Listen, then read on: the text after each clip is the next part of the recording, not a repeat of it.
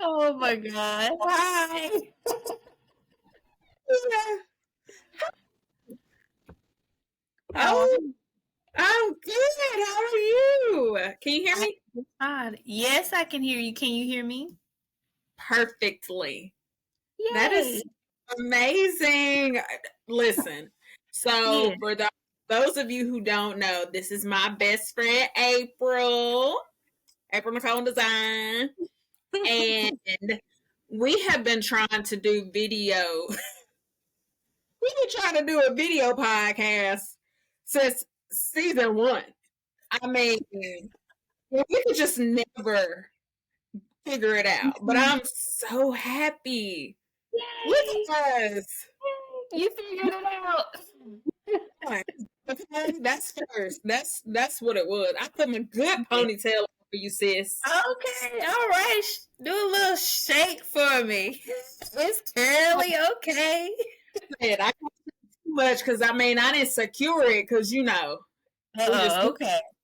like I ain't going out taking my dreads. So, but yeah, my ponytail on because the last episode I didn't have my ponytail on. Oh, it's okay. You was cute anyways. I'm It's cute. sure. Thank you, best friend. Thank You're you. welcome. So y'all already know Beauty is a Beast, the podcast. We're here. I'm only doing this intro because this is like my best friend's here and I'm so excited. Like I love talking to her because we can always be so transparent. We're so transparent, we're so open, we're so vulnerable about everything. Yeah. And y'all, just and look, you got the Parisian stuff in the background. Yes, and I wore my special glasses for you Yes, all today. Yes, love that. colorful background, your colorful background. I mean, it's us. Of course. I mean, duh. I Right. love it. I love it. So I was kind of trying to prepare the people. I've been kind of preparing them as the episodes have been going on, what we're going to get to. And I'm going to talk about that in the next episode. So will you stay for the next episode? Because this episode is important just between me and you as sisters. And I kind of prepared you for it. Yes. So as my sister, and everything I've been through, like with my trauma, everything I've been through with my healing journey, everything that I've been through. I don't think there's nothing you don't know. I mean, Yeah, there's there's nothing you don't know. still a little mystery. It's okay. As far as like my healing journey goes, like I've Yes. been Yes. transparent about, where I've been, and especially with relationships. Yes. Yes.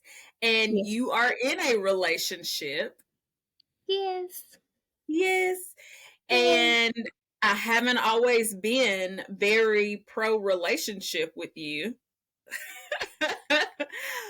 And I've had to catch myself. Like, usually it's after we hang up the phone. They call you that, like, I apologize for what I Yes. said, or like, I'm But you sorry. Like, I'm sorry that I was just a little too rough with that. Like, because everything that I've gone through, I realized really affected the way I viewed relationships. And so I didn't know that I was bleeding that out on you. And I was even bleeding that out when I was putting out content on TikTok. I was bleeding that out on my followers as well. And even though like some of them were, agreeing with me, but I also feel like, I don't want to bleed out. Like if I'm gonna talk about something, I want it to come from a healed place. And I still stand behind everything I said. Like I'm single till somebody proves that it's more beneficial to not be. But as my best friend and someone that knows where I was at in my healing journey, how were you able to navigate? Number one, I apologize for like bleeding my trauma and my viewpoint onto you, and like, you know, because y'all, I talked about it in, I think it was the very first full episode, and I was like cussing about men and going off, and my best friend was like, yeah, yeah. And then her boyfriend just like showed up out of nowhere and just kissed her on the cheek. And I was like, oh. It was like, you go, like, and it was in that moment that I realized, like, she's sitting here just letting you just spew all of your unhealed just emotions, and she over there just sitting in a whole healed version of herself, allowing herself to be loved. No, because you've been through some stuff too that you've had to heal from, but you've allowed yourself to be loved. You've allowed yourself to look at it from a different perspective.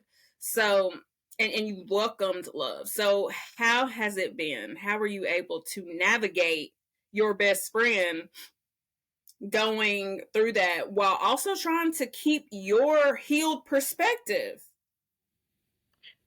Well, first off, that's very big and bold of you to apologize to me about bleeding. I really do appreciate that. And you didn't even have to apologize, because that's what I'm here for. That's why I'm in your life, for you to vent. I would rather for you to express your feelings outwardly than to hold them in and implode. That's not healthy for anybody. You and I both have had experiences. Yes, they're different, but kind of similar in the same way. And I have to give you that respect. You're entitled to your own feelings. Like, I can't dictate that for you. I can't tell you whether you're right or you're wrong. That's for you. You know, this is your journey, even though you're sharing it with me and all your other besties. But I need to allow you to feel the way you feel, as well as you have allowed me to feel the way that I feel. For one, I don't take it personal, you know, when you had your rants and stuff, and I'm like, oh man, you know, it is what it is. You know, that didn't hurt my feelings. Um, it sucks because here my best friend over here is hurting, and I'm over here trying to learn a new way of love that I've never felt before. I've never been in a healthy relationship as this one. I thought I was, but no, it wasn't it. Right. So I'm learning too, you know, on my side of being in a healthy relationship, as well as helping you through your journey. Because in all reality, I mean, the single life, y'all out here popping. Like, y'all can do whatever you want to do, go wherever you want. You gotta answer to nobody. I mean, y'all are cool. I don't know why people are hating on the single life, because that's Right. where it's at. It's more peaceful. It is. It really, really is peaceful. Like, I think that people are afraid of being content in a single life and then not getting what most of them really desire, is a relationship. They're afraid of, okay, if I accept that I'm single, then God is gonna be like, oh yeah, she good with it. I'm just gonna, okay, next person in line, you get a husband. You know, like, no, that ain't how it goes. But You get a husband. oh, you content with being single? All right, you stay single. You get a husband, and that's just not, that ain't how it is. Like, Yeah. living or being content, which that was actually the word from the episode before this one, was we were talking about contentment. And being content is just about not allowing what you don't have to dictate whether or not you're going to be happy, whether or not you're going to live a full life. Like, Right. just because you don't have that relationship, just because you don't have the financial status you want, just because you don't have whatever it is, like your Right. dream job, whatever, that doesn't mean that you can't live a full and healthy life. And, Right. it's easier for people to accept that in regards to like a dream job or regards to um money. I think it's easier for them to accept it in that, but it's so hard for them to accept the fact that I can really be single and out here living my life and happy, and Right. it's not to another person. I think that's when God is like, okay, you're not gonna put another person before me. Bet that's when I really want to bless you with a husband or bless you with somebody, because I know that you're not gonna worship that. I know that you're still Yes. gonna realize that you have to do self work. That's Yes. really what singleness is. And I think, if I'm honest, the ones of us that have been single, we probably just needed a little more self work, and the Lord knew it.